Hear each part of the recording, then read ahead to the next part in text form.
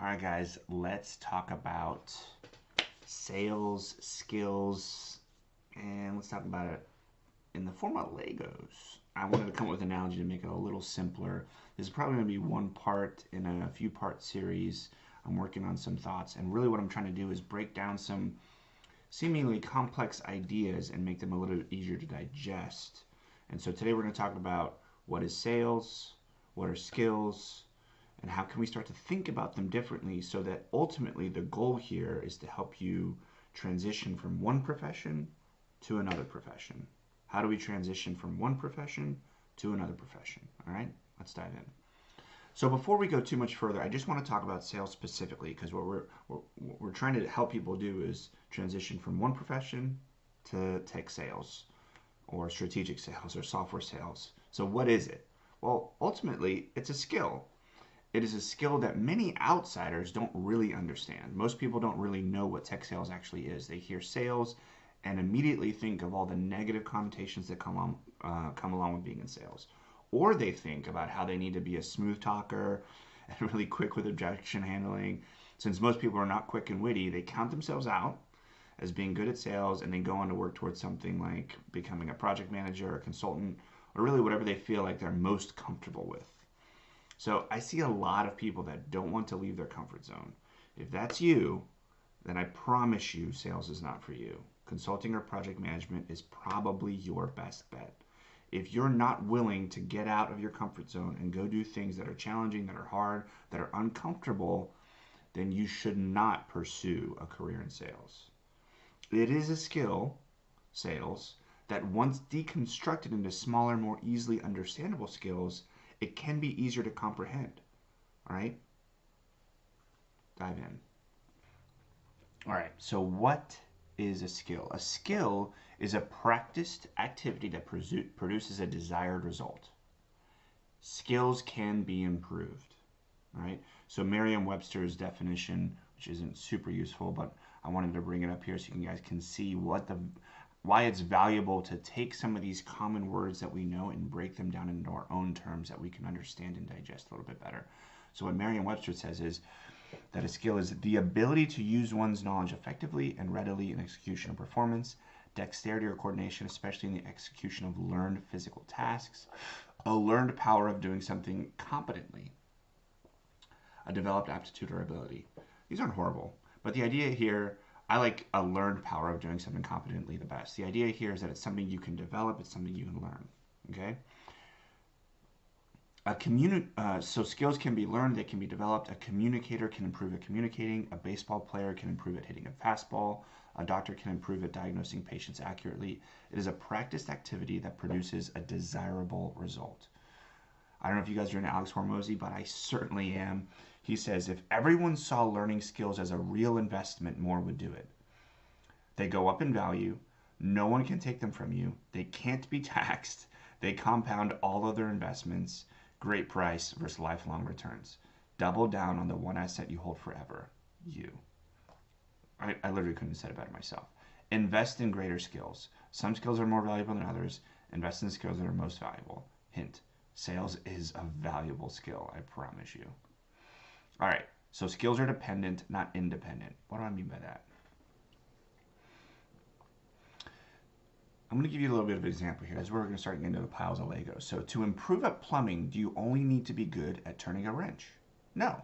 You also need to be good at learning, observing objectively, self-awareness, and probably 14 other things to be good at plumbing. So let's break this down. Somehow you realized you are not good at turning a wrench. We can all agree turning a wrench is a critical skill if you want to be a good plumber. Either someone told you you were not good at it, or you saw someone else do it much more effectively than you ever have done it. Either way, doesn't really matter right now, but you came across the realization that you're not as good at this as you should be or could be.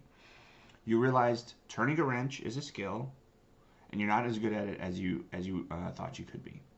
So step one is realization of a deficiency. You have this new belief, right? I can improve this skill and should improve this skill.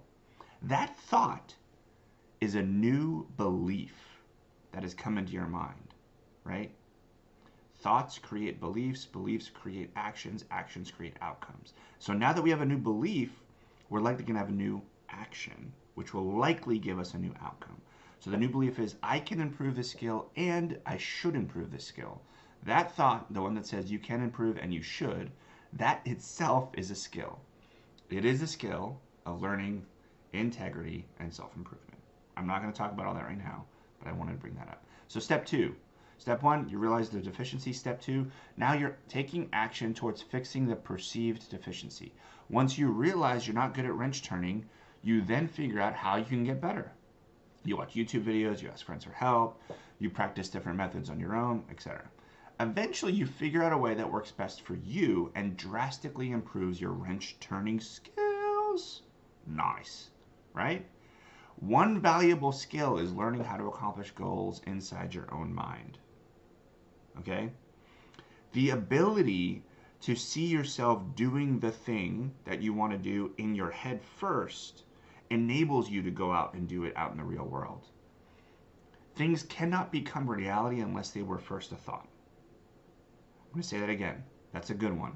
Write that down. Things cannot become a reality unless they were first a thought. If you don't think it first, it literally is impossible for it to come true in your life, for it to manifest. This is why it's so important to think big. There is a magic, there is power in thinking big. Again, talk about that later. If you cannot think it first, it will not become a reality. Things cannot become a reality unless they were first a thought. Say that 5 times. Things cannot become a reality unless they were first a thought. Things cannot become a reality unless you think about them first. Unless you think about it first, it can't become true. It can't become a reality. Things cannot become a reality unless you first think about it. It must first manifest as a thought for it to become a reality. All right, step 3, increased awareness of value. You're focused on building one skill, turning a wrench. Great. But what actually happened was that as a result of getting good at turning a wrench, what you actually did was get faster at completing your plumbing jobs. Because you got faster at completing your plumbing jobs, you were able to do more work in a day and you made more money per day of work. This is called leverage. I'm going to talk about that more in a bit, but skills give you leverage because you have been able to do the same amount of work as you were able to do before in a shorter period of time. Your customers are happier with you. Several customers are saying things like, you have to work with Jim Bob. He is the fastest and best plumber I've ever used. All right, so quick recap here. You decided to get better at turning a wrench. Your improvement in that skill led to your ability to get the same amount and quality of work done faster. Customers are happier with you and are telling you and their friends.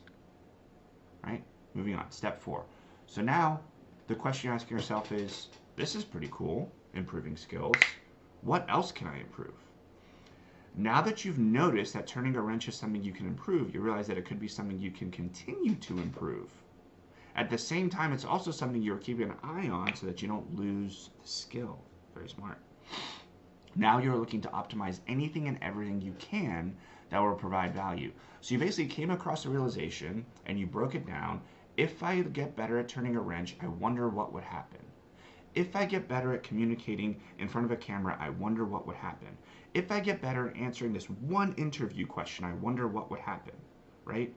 If you get better at smaller skills, they tend to domino and affect larger skills in positive ways, right? So let's break this down a bit. We talked about what an individual skill was in the last example. Turning a wrench. We probably could have broken that skill down into many more sub-skills, but for the sake of simplicity, we'll leave it at turning a wrench is a foundation or basic form of a skill. Now think of each skill you possess in its most broken down or basic form as a Lego piece, right? Stay with me here.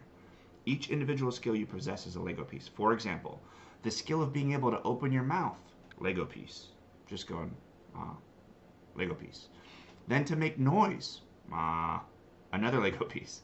Then to say a word, hello, another Lego piece. Then to say words that make sense, hello, how are you today, another Lego piece. Then to say words that make sense and are helpful in a specific situation, hello, it's very nice to see you, I hope you're doing well, based on the circumstances you've been through lately. I don't know, I'm spitballing here.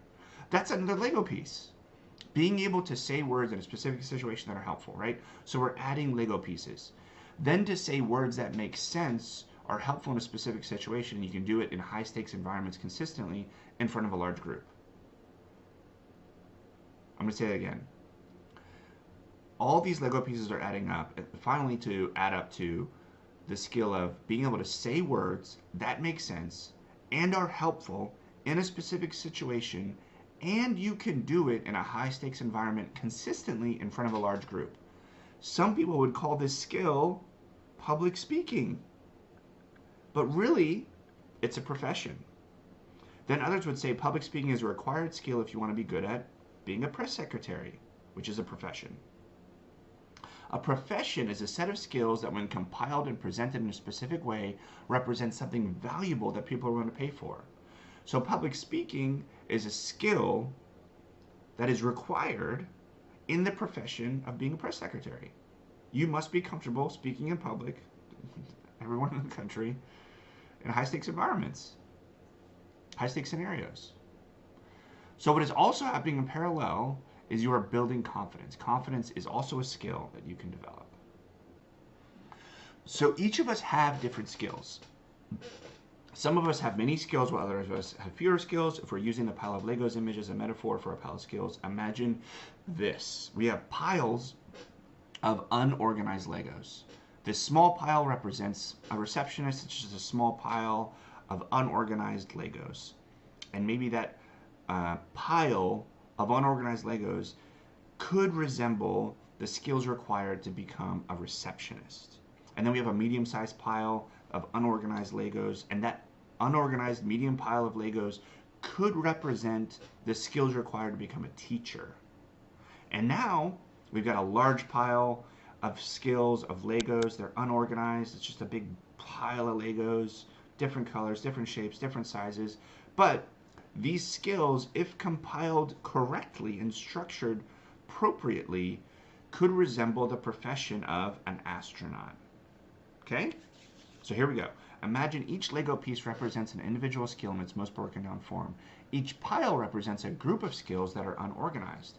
Each pile also represents the number of skills that might be required to create a broader known skill. For example, the pile on the left could be all the skills required to be a receptionist. In order to be a receptionist, you must have communication skills, coordination skills, patience skills, scheduling skills. So you could argue of the 17 Legos in that small pile, 3 of them make up the skill of communicating on the phone. The middle pile could be the skills required to be a teacher. Then the final pile could be the skills required to be an astronaut. At the end of the day, we tend to look at professions, whether we know it or not, as piles of skills. So a profession is a pile of skills, compiled and presented in such a way that it provides enough value for others that they're willing to pay for it. I'm going to say that again. This is the definition of a profession from the perspective of skills. Here it goes. A profession is a pile of skills, compiled and presented in such a way that it provides enough value for others that they are willing to pay for it. But there's an issue.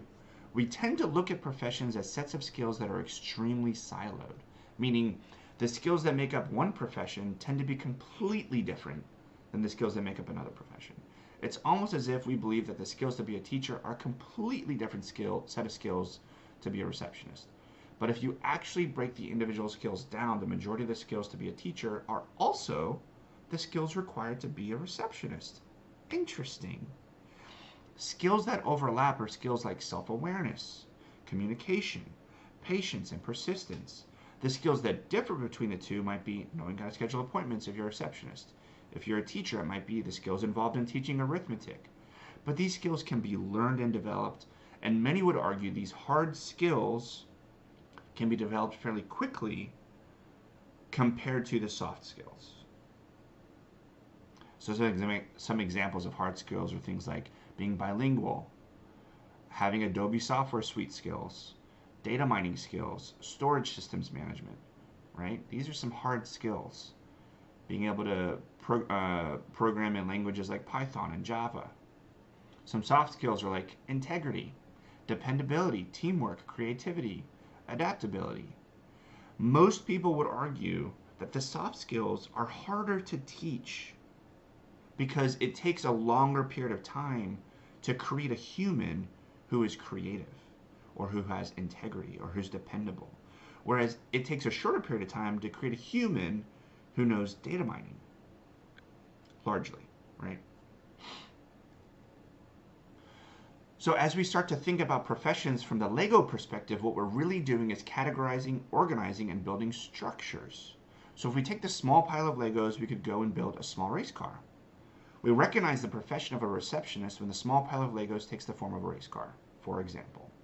Similarly, when the medium pile of Legos takes the form of a house, we could argue that is the skills built in such a way to resemble the profession of a teacher, and the same for an astronaut. So what we're talking about here is that small pile of Legos is just a pile of skills, but it's not a profession until it takes form. These piles of unorganized Legos aren't professions until they take form. So for example, that small pile of Legos, once it takes the form of a race car, we then recognize it as the profession of a receptionist. Or once it takes the form of a house, we now recognize it as the profession of a teacher. So what we're going to get at here in a second is, okay, we've got race cars and we've got houses, these two different professions. A race car is a receptionist, a house is a teacher. They're both these forms or structures that are made up of Legos, and these Legos represent skills. So they're both just made up of these different skills that take a specific form that provide value. Got it. So I'm a receptionist, aka a race car. I want to be a teacher, aka a house. What is needed to switch professions? How do I go from being a race car to a house? Great question. So let's talk about what most of you are here to talk about, which is how do I go from an existing profession to sales? Let's say that your tech sales profession is the house, right? So if a profession is nothing more than a set of skills that takes a specific form that others perceive as valuable enough to pay for, how do we turn ourselves from a race car into a house? If a race car represents a receptionist, then a house represents, I'm going to say a sales professional or a sales pro. How do we go from a race car to a house? Have you guys seen these 3-in-1 Lego sets? My kids love these. A 3-in-1 Lego set is all the pieces are needed to build the three different structures, but not every piece is needed to build each one. So in order to go from a race car to a house, you need two things, maybe three. Thing one, you need instructions. If you're going to build a new structure, you need instructions on how to build it. You can try to build it without the instructions, and many structures can probably be built well enough without instructions. You can take a look at the structure and have a pretty good take on and guess on how to create it. But as structures get more complicated, you might need to use some instructions. The idea here is you need to have a good idea of how to become a house if you're a race car. You could look at a house, and you're familiar enough with houses to know like it has 4 walls, it has a roof, it has a floor, there's maybe a garden in the front, there's maybe a backyard, a swing set, there's levels, there's bedrooms, bathrooms, all these things. But do you actually know how to build a house? Probably not as well as you think you do. You're probably going to need some help. You'll probably need some instructions. And in the case of changing careers, those instructions come in the form of asking people for help that have done it before. Asking people that are in that profession what it takes to be a strong house or to be good at sales. And then you can start to surmise, well, what do I have to do? If I want to be that, what are the things I have to do? What are the skills I have to develop? What are the Lego blocks? I'm leading you into this here.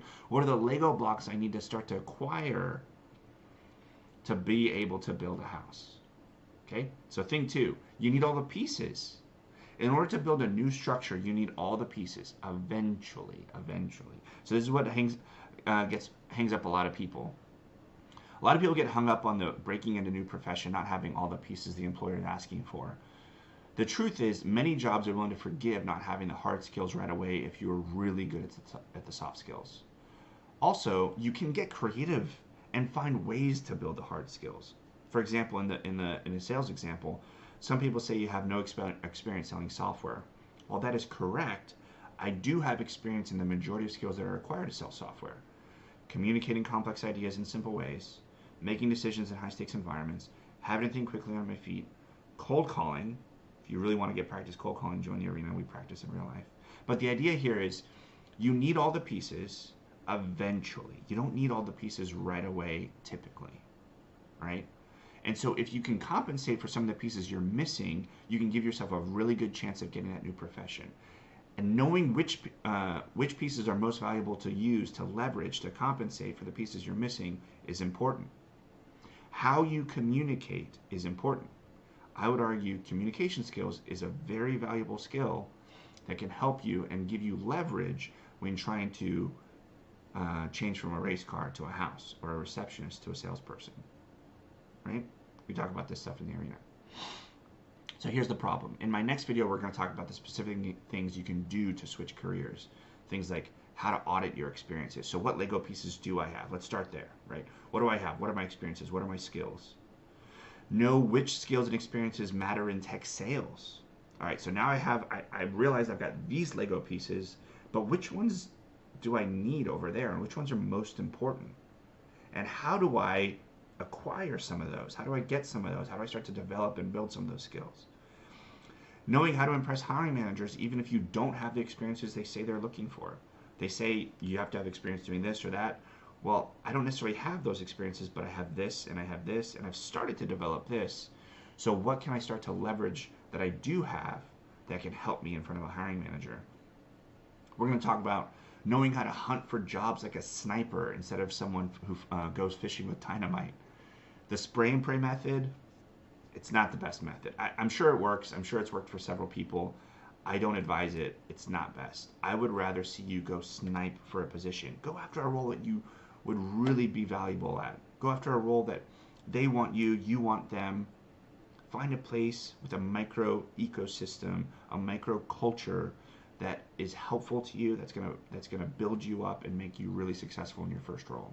All right, so these are things we're gonna cover in the next video. I appreciate you being here. Remember, a profession is nothing more than a conglomerate of skills, and these skills can be broken down so that you can more easily understand what is required to be or to become a different profession, to become a different profession, to start a new profession. All right, guys. Thanks for being here. If you got any more questions, reach out to me, andrew@arena.vet, and hit me up at my email. You can also just visit our website, arena.vet. All right, see ya.